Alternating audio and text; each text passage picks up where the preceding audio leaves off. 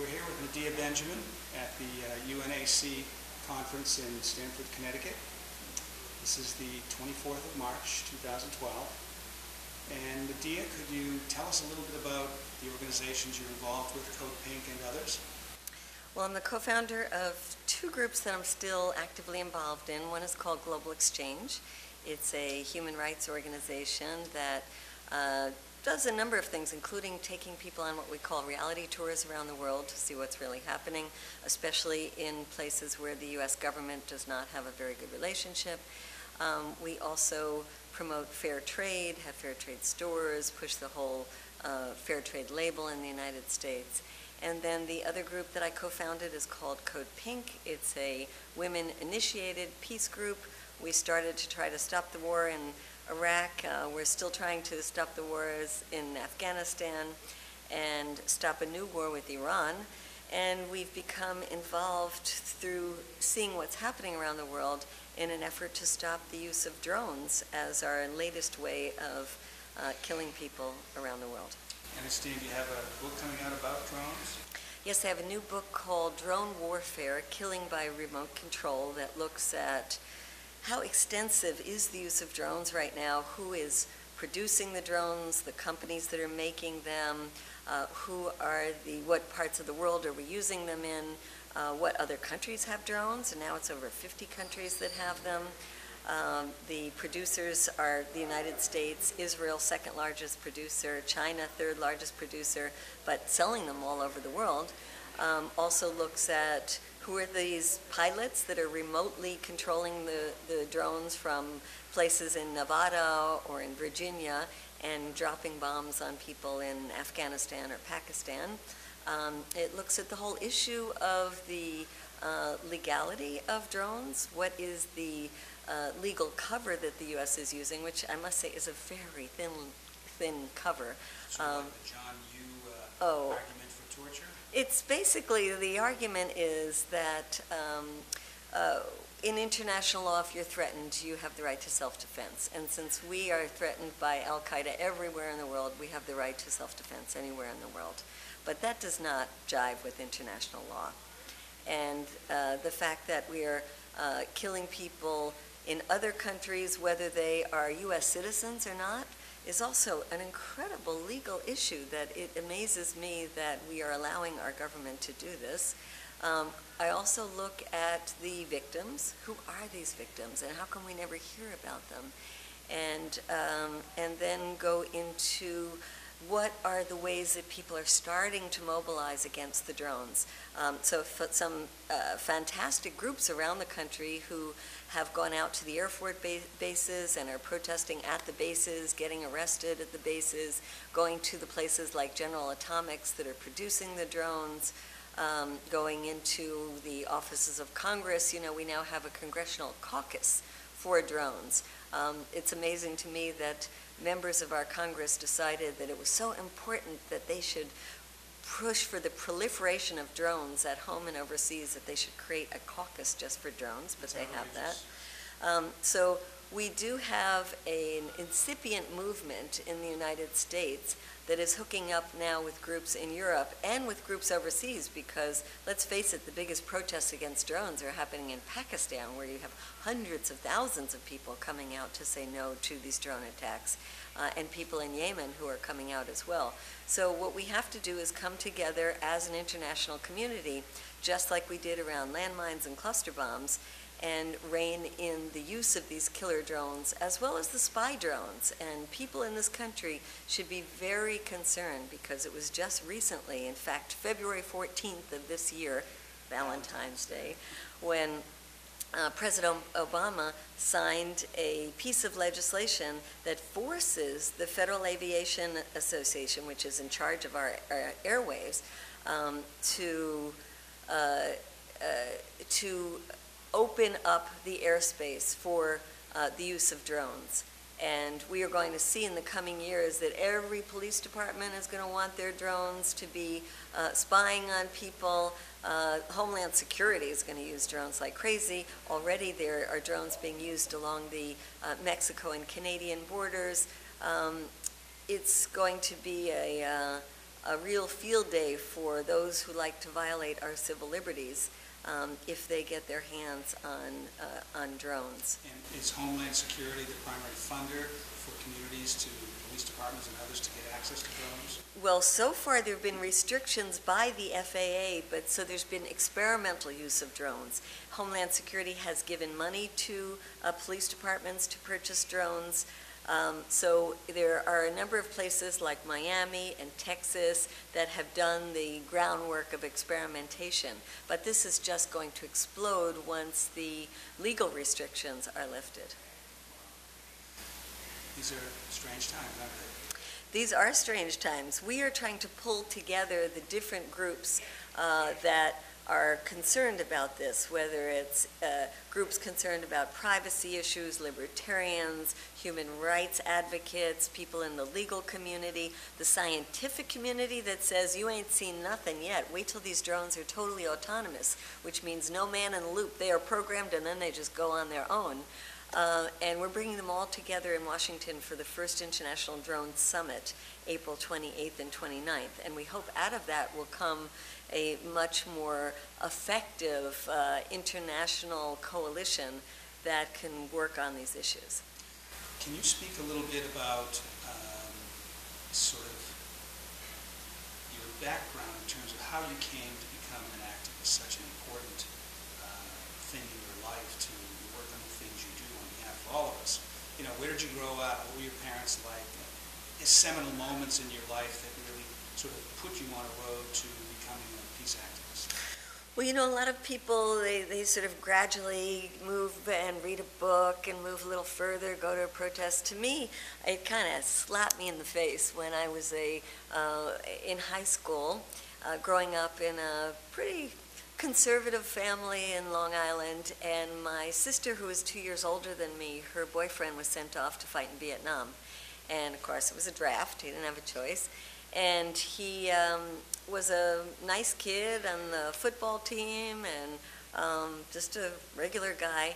And when he was over in Vietnam, he sent my sister a present.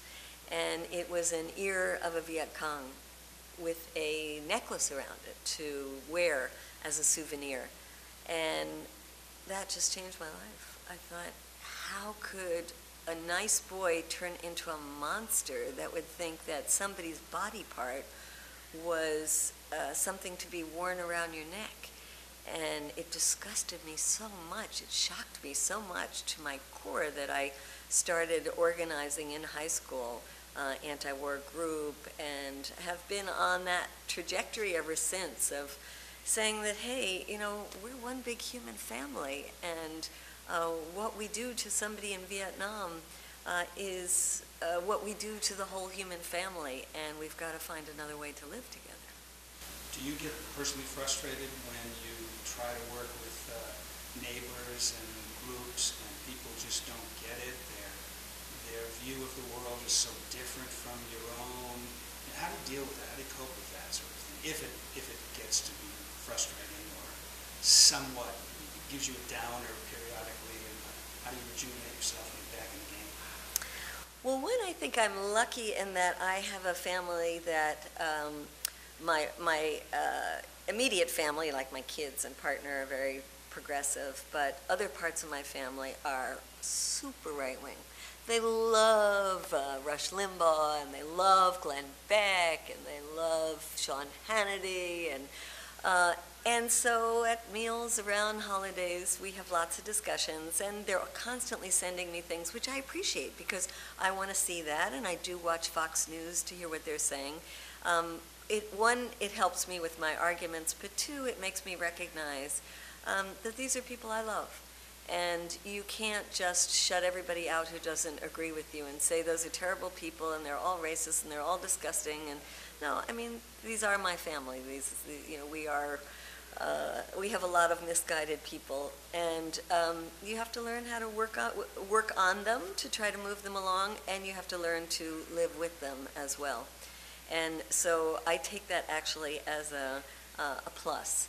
And I enjoy speaking to conservative communities. I like to speak on right-wing radio and right-wing television, and most of all, I like to address conservative audiences, because once they see you face to face, it's harder for them to demonize us.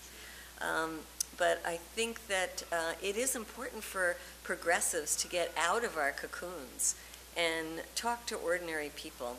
And I just want to give an example of something that I see happening right now that's a lesson to me, and that is around the war drums that are beating around Iran. And I think many of us try to find some of the traditional ways of fighting against another war. What resolution will Congresswoman Barbara Lee put out that we can go and try to get our congresspeople to support, which is great. What kind of articles can we write? What kind of things can we put out on the internet to educate our friends? And those are all well and good, but what I see has really taken off is a simple couple in Israel, a graphic designer, who put up a picture of himself and his daughter with a graphic on it that says, "I love Iranians, we will not bomb your country." And that has gone viral on Facebook, on Twitter, and everybody sending in their pictures and their beautiful statements coming from ordinary Israelis. And then Iranians, within 48 hours, started to respond and say, "I am Iranian, I love Israelis." And they started putting out pictures of Jewish holy sites in Iran that are very beautiful, and each one saying, "I appreciate your culture. I want to learn more about your culture. I want to touch you as human beings." And it's taking off, and it's beautiful. And on top of that, then, we Americans have started to get involved in it. As Code Pink, we asked Alice Walker, can we put her face out there saying, "I love Iranians, we will not bomb your country," and asking Americans to sign on to a call from Israelis and Iranians. And within 2 days, we had over 10,000 people that had signed, and now people putting their pictures up, and it's very beautiful. And I just read a little excerpt from one of the thousands of letters that are coming in accompanying it, and it said, "We are not a political family, we're not Iranian, and we're not Israeli. We're a typical American family with 3 kids and 2 dogs," and they show this picture of this very white, sort of middle America-looking family, looking, very happy, and they said, "We are so tired of war. We do not want more war, and we apologize for anything that our government is doing to foment more war, and please know that we love you all." And it's very powerful. And sometimes, some of us hardened activists, we get a little too tough, and we forget how powerful love is and how much people really want to reach out to each other in a very basic kind of way. And if we can harness the power of love, we could really stop a war with Iran. Have you sort of a traditional approach or way to respond to people who criticize your work and activities as being utopian, idealistic, naive? And how do you respond to those kinds of challenges? Well, I say, look how absolutely ridiculous the path that our government has chosen. Look what happened in Iraq. I mean, we were out there in the beginning, putting our bodies on the line, going to Iraq right before the U.S. was supposed to bomb, and going to the sites where the weapons inspectors were. We'd get up every morning at 5 in the morning to applaud them and say, "Thank you for being here. Inspections, not war." I mean, that was the rational line to take. As long as there were inspectors, even if Saddam Hussein had weapons of mass destruction, which he didn't have, he would never have used them as long as there were UN inspectors there. So why not keep that going for years and years? So we were the rational actors, and their wars have left us with devastating consequences for the Iraqi people, for our soldiers, for our economy. I mean, come on, is that the way that we want to behave in this world? And now look at what have we gotten in Afghanistan after 10 years of fighting. This country remains one of the poorest in the world. The Taliban will unfortunately come back in, whether we leave now or whether we leave 5 years from now, because most of them are from there. And the Afghan people have to work that out. And the Afghan women, who I love dearly, and I've been to Afghanistan many times, have to work that out. Yes, we can support them in many ways, but not military. That does not help them. So, and when I look at Iran, I just met with people from the Brazilian embassy, and they told me how they had a diplomatic effort between Brazil and Turkey to go to Iran, to work with the Iranians, to come out with a way where they could have nuclear power, but they would agree not to have nuclear weapons, and that this diplomatic initiative from governments that they trusted, the Brazilian and Turkish governments, was the way to move forward. But it was nixed by our own government and the Israelis. So diplomacy is the only way. You know, it's the way that wars get solved anyway. Most conflicts in the world do not get solved because one side wins and the other loses. They get solved because both sides get so tired of fighting that they finally sit down and talk to each other. So I would say to anybody who calls me naive, why wait for more people to get killed, for more dollars to be wasted, for more weapons manufacturings to make a killing while the rest of us suffer? Why not go for diplomacy now? Do you have any specific words to members of the military or to military families of people who have been involved or might be sent to Afghanistan or somewhere else, Iran, who knows? We've worked with military families since before the invasion of Iraq. Worked with mothers whose sons had been killed in Iraq and Afghanistan, taken those families to Iraq and Afghanistan to meet with the local people. Incredibly profound experiences. And we make an appeal to people in the military to resist unjust wars. And I applaud people who refuse to go and fight in Iraq and Afghanistan. I applaud people who resign from the military because they don't believe in the wars we're fighting. And since I am a child of the 60s whose political initiation began with the war in Vietnam, I always applaud and deeply love the conscientious objectors who say they will not fight. And part of why we created Code Pink, and something that every year on Mother's Day we remind people that Mother's Day was started as an effort for women to come together to try to stop war. And the most beautiful phrase in that proclamation is, "I will not raise my child to kill another mother's child." And that's, I think, something that drives me every day. Even when I'm feeling pretty down, I know that I want to leave a better world for my children, and a world where they do not go kill other mothers, sons and daughters.